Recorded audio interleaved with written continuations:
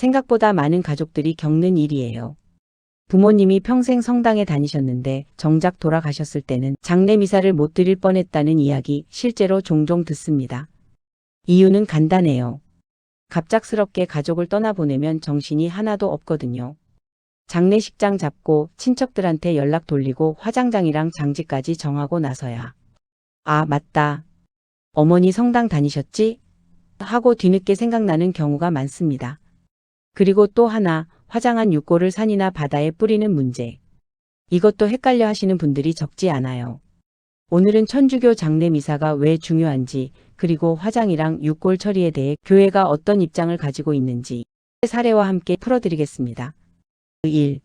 장례 미사 왜 이렇게 중요하게 여길까? 먼저 이 질문부터 해볼게요.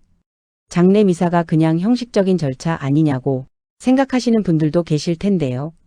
사실은 그렇지 않습니다. 가톨릭에서는 죽음을 끝이라고 보지 않아요. 예수님이 돌아가셨다가 다시 살아나신 것처럼 우리도 언젠가 부활한다는 믿음을 갖고 살아갑니다. 그래서 장례 미사는 슬퍼하는 자리이면서 동시에 고인을 하느님의 자비에 맡겨드리며 부활의 희망을 함께 나누는 자리예요. 한 가지 예를 들어볼게요. 김아무개 씨는 30년 넘게 같은 성당을 다니신 분이었어요. 그런데 자녀 3명 중 2명은 천주교 신자가 아니었습니다. 어머니가 갑자기 돌아가시자 자녀들은 익숙한 절차대로 움직였어요. 장례식장 정하고 발인 날짜 잡고 화장장 예약까지 끝냈죠. 그러다 문상 온 이웃 신자분이 성당엔 연락하셨어요? 하고 물어봐서야 부랴부랴 본당에 전화를 걸었습니다. 문제는 이미 발인 날짜가 정해져 있었다는 거예요.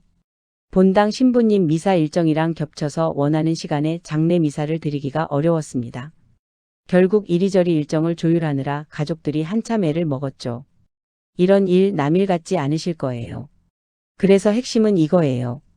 장례식장 알아보는 것만큼, 아니 그보다 먼저 본당에 연락하는 게 중요하다는 거예요. 2.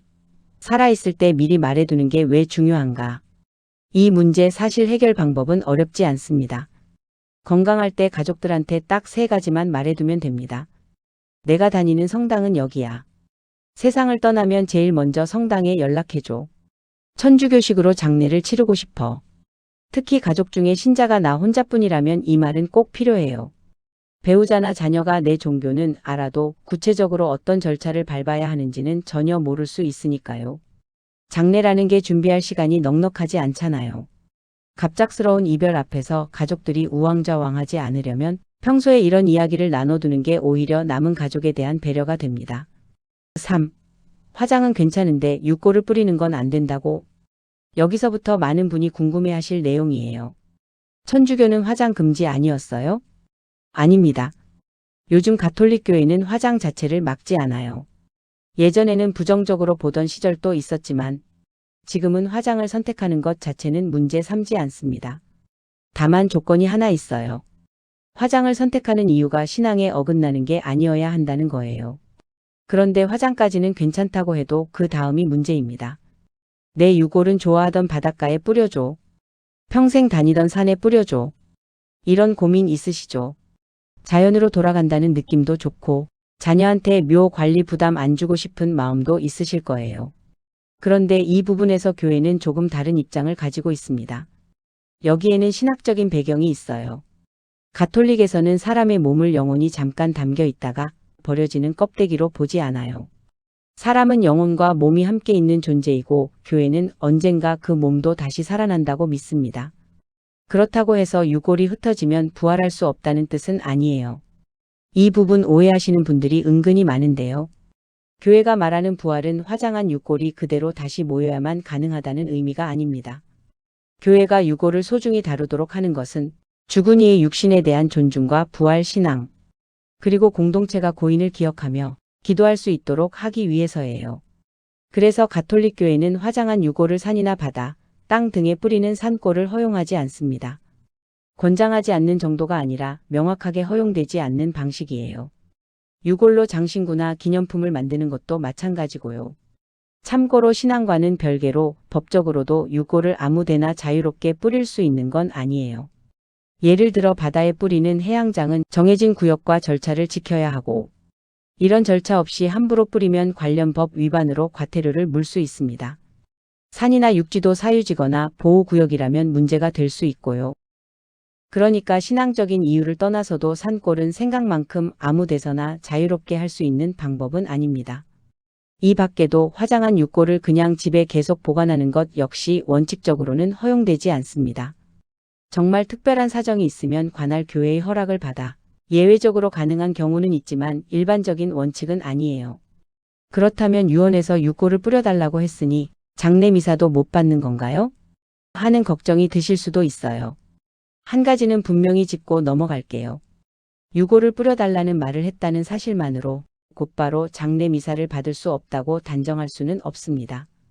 교회 지침은 고인이 그리스도교 신앙에 반대되는 이유로 화장과 유골 산포를 명백하게 요청한 경우 교회 장례 예식이 거부될 수 있다고 설명합니다.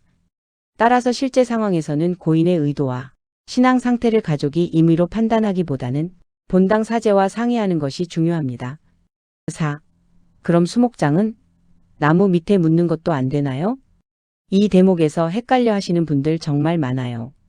뿌리는 게 안 되면 수목장도 안 되는 거 아니에요? 이 부분은 정확하게 구분해서 알아둘 필요가 있어요. 우리가 흔히 생각하는 일반적인 수목장.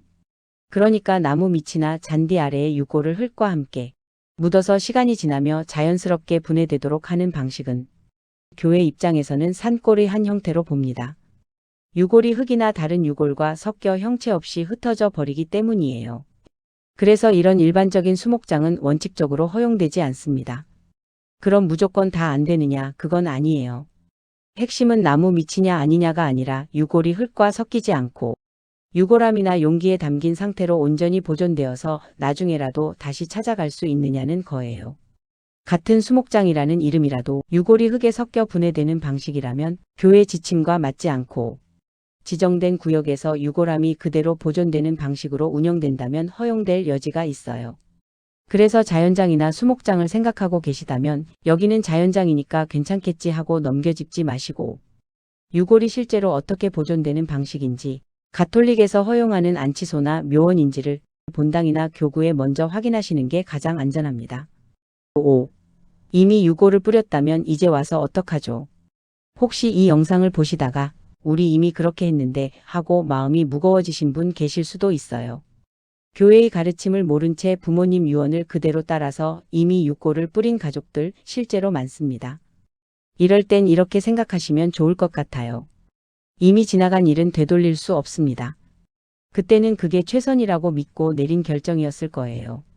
그런데 하나만은 꼭 말씀드리고 싶어요. 이미 유골을 뿌려서 이제 성당에서 미사도 못 드리는 거 아니냐고 걱정하시는 분들 의외로 적지 않습니다. 전혀 그렇지 않아요. 남은 가족이 고인을 위해 위령 미사를 봉헌하거나 기도하는 것은 아무 문제가 없고 오히려 교회가 권장하는 일이에요. 기일에 위령 미사를 봉헌한다든지 11월 위령 성월에 고인을 기억하며 기도를 바친다든지 지금부터라도 얼마든지 고인을 기릴 수 있어요. 과거의 선택을 두고 지나치게 자책하기보다는 이제라도 제대로 알고 그 안에서 고인을 위해 기도하는 게 더 중요합니다. 정리해 볼게요.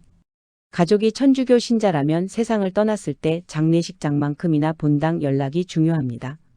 그리고 그리스도교 신앙에 반대되는 이유가 아니라면 화장은 허용되지만 유골을 산이나 바다에 뿌리는 산골은 교회가 허용하지 않습니다.